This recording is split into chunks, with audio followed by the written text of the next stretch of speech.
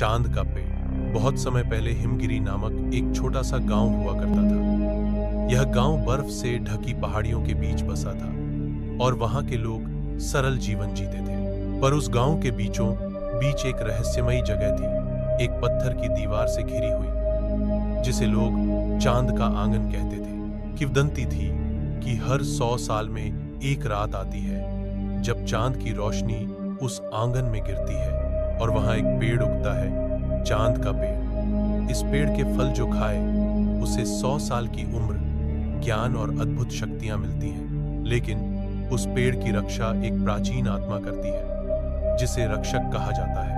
अब कहानी आती है सूरज की, एक 22 साल का जिज्ञासु लड़का जो अपनी दादी की कहानियों में इस पेड़ के बारे में सुनता आया था। एक दिन उसे गांव की पुरानी लाइब्रेरी में एक नक्शा मिलता है जिसमें चांद के पेड़ तक जाने का रास्ता छिपा होता है। सूरज तय करता है कि वो इस रहस्य का पर्दाफाश करेगा। एक रात जब पूर्णिमा थी और चांद पूरी चमक के साथ आंगन पर पड़ा, सूरज चुपचाप उस दीवार को पार कर गया। दीवार के अंदर का नजारा जादुई था।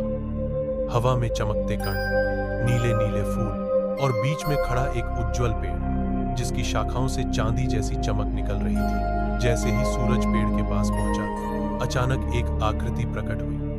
वह रक्षक था। रक्षक ने कहा, यह पेड़ सिर्फ उसी के लिए है जो इसका बोझ उठा सके, वरना यह शक्ति उसे नष्ट कर देगी। सूरज ने रक्षक से साहसपूर्वक कहा, मैं शक्ति नहीं चाहता, बस सच्चाई जानना चाहता हूं। क्या यह पेड़ सच में है और क्यों छिपाया गया? रक्षक मुस्कुराया और बोला, बहुतों ने इसे पाने की कोशिश की, लेकिन तुम पहले हो जिसने सवाल किया, मांगा नहीं। यही असली योग्यता है। रक्षक ने उसे एक फल दिया, लेकिन खाने के लिए नहीं, बोने के लिए। हर युग में एक रक्षक होता है। अब तुम अगले हो।